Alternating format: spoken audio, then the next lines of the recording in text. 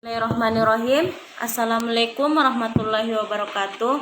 Terima kasih sebelumnya sudah menyempatkan waktunya untuk menonton video presentasi dari kelompok kami. Dan apabila ada kekurangan mohon dimaafkan. Pada kesempatan kali ini kami dari kelompok 6 ingin mempresentasikan materi kami, yaitu perundingan lintas budaya. Baiklah, demi menyingkat waktu, pada kesempatan kali ini saya Fatmawati ingin menjelaskan materi kami. Pertama itu latar belakang. Budaya memiliki peranan bagi keberhasilan suatu perusahaan dalam menjalankan bisnisnya. Peranan budaya sangat penting terhadap tingkat keberhasilan dalam melakukan negosiasi bisnis. Budaya dapat membuat proses negosiasi bisnis menjadi lebih mudah atau dapat mempersulit proses negosiasi bisnis. Negosiasi bisnis akan berjalan lancar jika ada persamaan persepsi maupun gaya perilaku. Al-Refi pada tahun 2011 menyatakan bahwa negosiasi sebagai proses diskusi mengenai sesuatu dengan seseorang untuk mencapai kesepakatan. Dengan kata lain, negosiasi merupakan kemampuan untuk meyakinkan, mengajak, dan memberikan motivasi kepada partner kerja untuk bekerja sama dan mencapai suatu kesepakatan.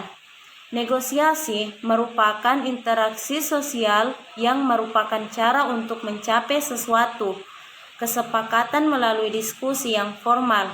Kesalahan persepsi dalam komunikasi bisnis internasional dapat terjadi karena perbedaan budaya. Pengertian perundingan.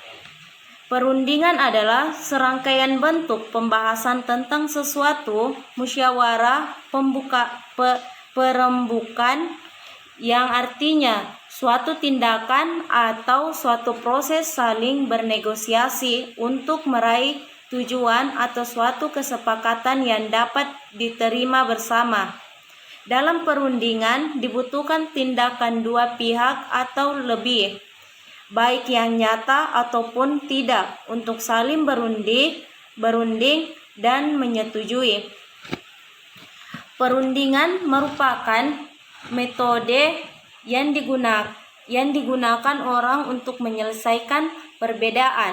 Artinya, proses di mana kompromi atau kesepakatan dicapai dengan menghindari argumen dan perselisihan. Selanjutnya,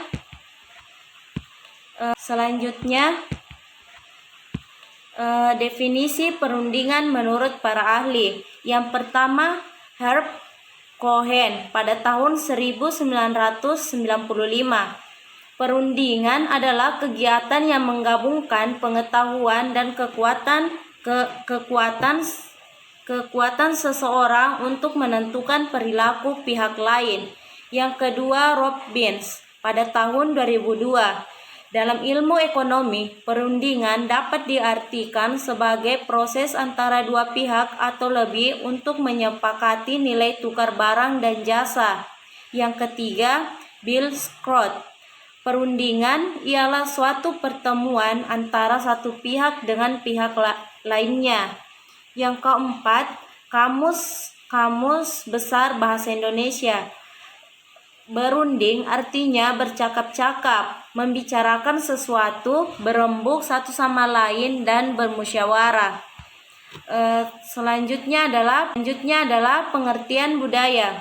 Budaya adalah pengetahuan, sikap, dan pola perilaku yang merupakan kebiasaan yang dimiliki dan diwariskan oleh anggota suatu masyarakat tertentu, berupa hasil pemikiran, tindakan, interaksi, dan cara membuat keputusan. Budaya merupakan karakter dalam suatu kelompok yang mempunyai nilai tertentu. Budaya memiliki peranan penting dalam era globalisasi saat ini. Akan tetapi, budaya memiliki hambatan yang dapat mempersulit dalam negosiasi bisnis. Itulah materi yang saya bawakan. Materi selanjutnya akan dijelaskan oleh teman saya. Terima kasih. Assalamualaikum warahmatullahi wabarakatuh. Nama saya Muada Warahma MJ akan menjelaskan materi selanjutnya, yaitu tentang hambatan-hambatan budaya. Yang pertama yaitu etnosentrisme Nordhaus, yaitu kecenderungan bagi individu untuk menempatkan kelompok mereka sendiri berdasarkan etnis, ras, atau budaya di suatu organisasi atau perusahaan, dan memberikan prioritas dan kepercayaan lebih dibandingkan dengan kelompok yang tidak sama dengannya.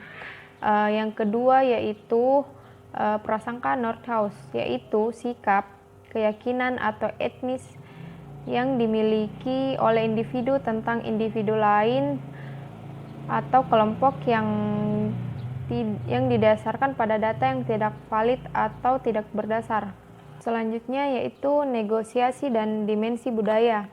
Berkaitan dengan taktik atau strategi dalam bernegosiasi, seorang negosiator sifatnya wajib untuk membaca situasi, memetakan keadaan, dan mengerti kultur, sehingga dia tahu harus menempatkan posisi seperti apa.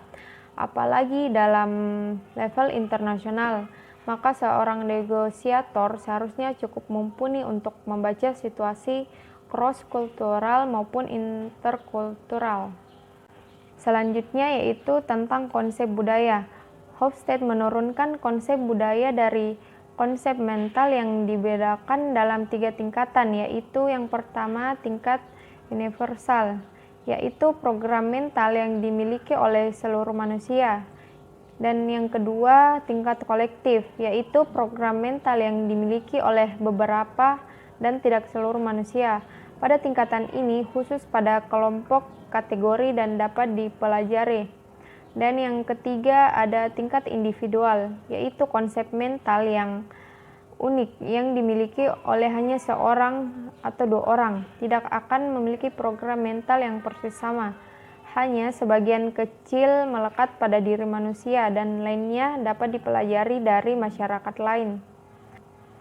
Berdasarkan analisis faktor budaya, Hofstede pada tahun 1980 secara empiris menemukan ada 4 dimensi program mental yang dikembangkan dan mempengaruhi proses terjadinya negosiasi, dan akan dijelaskan oleh teman saya. Terima kasih. Baiklah, Assalamualaikum warahmatullahi wabarakatuh. Perkenalkan, nama saya Muhammad Haidir Ali. Saya akan melanjutkan materi dari kelompok saya, yaitu berdasarkan analisis faktor budaya. Hofstede secara empiris menemukan ada 4 dimensi program mental yang dikembangkan dan mempengaruhi proses terjadinya negosiasi, yaitu 1. Power distance merupakan dimensi budaya yang menunjukkan adanya ketidaksejajaran, inequality dari anggota yang tidak mempunyai kekuatan dan dalam suatu institusi, keluarga, sekolah, dan masyarakat atau organisasi tempat bekerja. Menurut Hofstede, power distance adalah suatu tingkat kepercayaan atau penerimaan dari satu power yang tidak seimbang di antara orang budaya, di mana beberapa orang dianggap lebih superior dibandingkan dengan yang lain karena status sosial, gender, ras, umur, pendidikan, kelahiran, pencapaian, latar belakang, atau faktor lainnya, merupakan bentuk power distance yang tinggi. Yang kedua itu uncertainty avoidance. Pada negara-negara yang mempunyai uncertainty avoidance yang besar, cenderung menjunjung tinggi konformitas dan keamanan, menghindari risiko, dan mengandalkan peraturan formal dan juga ritual kepercayaan hanyalah diberikan kepada keluarga dan teman yang terdekat. Pada negara dengan uncertainty avoidance yang rendah atau memiliki toleransi yang lebih tinggi untuk ketidakpastian, mereka cenderung lebih bisa menerima risiko, dapat memecahkan masalah, memiliki struktur organisasi yang flat, dan memiliki toleransi terhadap ambiguitas. Bagi orang dari masyarakat luar, akan lebih mudah untuk menjalin hubungan dan memperoleh kepercayaan. Yang ketiga itu individualitas versus kolektivitas, yaitu merupakan dimensi kebudayaan yang menunjukkan adanya sikap yang memandang kepentingan bersama di dalam suatu kelompok dalam organisasi yang masyarakatnya mempunyai dimensi kolektivisme memerlukan ketergantungan emosional yang lebih besar dibandingkan dengan masyarakat yang memiliki dimensi individualisme. Beberapa faktor yang mempengaruhi tingkat individualisme diantaranya tingkat pendidikan, sejarah organisasi, besarnya organisasi, teknologi yang digunakan dalam organisasi, dan subkultur yang dianut oleh organisasi yang bersangkutan. Yang keempat itu maskulinitas dan feminitas.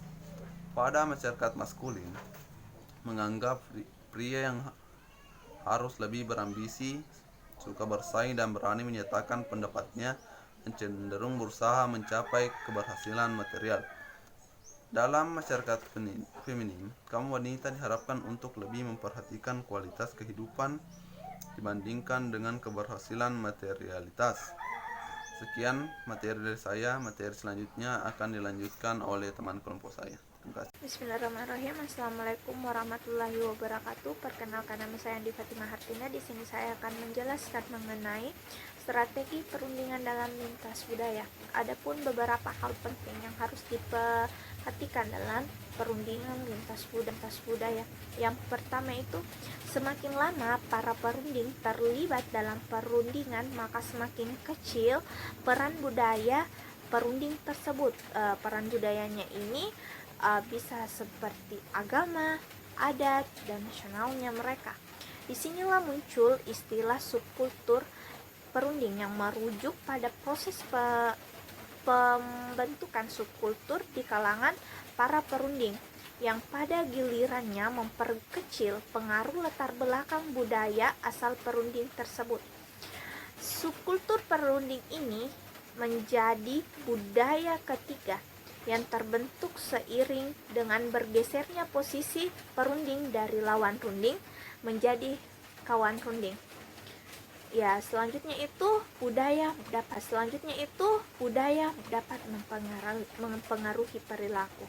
Hal ini antara lain mencakup mengenai orientasi dan pendekatan terhadap konflik dan perundingan. Itu bisa jadi konfrontasi, kompetisi, kolaborasi, dan kompromi. Keterbukaan dalam menghadapi perbedaan dan konflik serta tingkat individualisme dan kolektivisme. Juru runding ini dari budaya kolektivis misalnya cenderung lebih sensitif terhadap perbedaan budaya dibandingkan juru runding dari budaya individualis. Lebih jauh perunding dari budaya kolektivis cenderung kooperatif ketika berunding dengan teman dan lebih kompetitif ketika berunding dengan orang asing. Selanjutnya itu budaya dapat secara langsung mempengaruhi dinamika perundingan. Ini mencakup kecenderungan bersikap keras atau lunak, induktif atau deduktif, persepsi terhadap waktu, tingkat formalitas atau informalitas, tingkat mengekspresikan emosi, serta konsepsi linearitas dalam perundingan. Selanjutnya itu memandang hasil perundingan. Bisa jadi satu budaya lebih menekankan pada keadilan sebagai tolak ukur kelayakan, sementara pihak lain lebih menekankan pada kesetaraan atau kebutuhan. Itulah penjelasan singkat dari saya. Selanjutnya, perbedaan budaya melahirkan perbedaan nilai dan tolak ukur dalam memandang hasil perundingan. Bisa jadi satu budaya telah menekankan pada keadilan sebagai tolak ukur dan atau kelayakan, sementara pihak lain lebih menekankan pada kesetaraan atau kebutuhan. Materi selanjutnya ada strategi perundingan lintas budaya. Yang pertama, ada beberapa hal yang dapat dilakukan ketika berunding dengan pihak lain yang budayanya itu cenderung relatif asing. Yang pertama itu kita dapat melibatkan penasehat atau agen yang akrab dengan budaya tersebut, misalnya saja penerjemah, pakar budaya, tokoh adat, ataupun tokoh agama. Yang selanjutnya kita dapat melibatkan mediator atau fasilitator yang dapat membantu memudahkan dan menjembatani interaksi dan komunikasi. Dan terakhir dan tak kalah penting yaitu menghindari kesan arogan atau tidak menghormati budaya lain. Baik, saya akan melanjutkan materi dari teman saya, yaitu tentang beberapa hal yang dapat dilakukan ketika berunding dengan pihak lain yang budayanya agak dikenal, yaitu yang pertama, menggunakan strategi adaptasi yang mengedepankan penyesuaian diri dengan skrip, pendekatan, cara, atau model pihak lain. Yang kedua itu menggunakan strategi koordinasi yang mengedepankan pengembangan skrip bersama dalam berdiskusi dan berunding. Selanjutnya yaitu beberapa hal yang dapat dilakukan ketika berunding dengan pihak lain yang budayanya sangat dikenal, yaitu yang pertama menggunakan skrip lawan berunding jika kita menganggap diri sudah bilingual dan bilkultural. Yang kedua itu menggunakan strategi improvisasi dengan mengembangkan skrip sembari perundingan berjalan, membina empati dan daya tangkap kultural. Selanjutnya yang terakhir menciptakan protokol perundingan atau diplomatik bersama, membangun budaya atau subkultur bersama sehingga semua pihak dapat melampaui budaya sepihak. Cukup sekian dari saya dan akan dilanjutkan oleh teman saya. Assalamualaikum warahmatullahi wabarakatuh. Saya Andi Muhammad Faisa dari kelompok 6 akan mempresentasikan materi yaitu pentingnya perundingan dalam lintas budaya. Dan demi mencapai tujuan dalam perundingan lintas budaya, penting sekali untuk memahami budaya dan dari berbagai negara. Pemahaman lintas budaya yang luas akan membantu para negosiator dalam melakukan perundingan bisnis lintas budaya. Pemahaman lintas budaya sebelum melakukan negosiasi bisnis lintas budaya akan meningkatkan peluang keberhasilan dari perundingan tersebut. Kesimpulan dari semua yang di atas yang dibacakan oleh teman-teman saya materinya, demi mencapai tujuan dalam perundingan bisnis tersebut, penting sekali untuk memahami budaya dari berbagai negara. Pemahaman lintas budaya yang luas akan membantu para negosiator melakukan perundingan bisnis lintas budaya tersebut. Sekian dari saya. Assalamualaikum warahmatullahi wabarakatuh. Baik, jadi sekian hasil pemaparan dari kelompok kami. Mohon maaf atas segala kesalahan baik itu pengucapan dan sebagainya. Terima kasih karena telah memperhatikan presentasi kami dari awal sampai akhir. Assalamualaikum warahmatullahi wabarakatuh.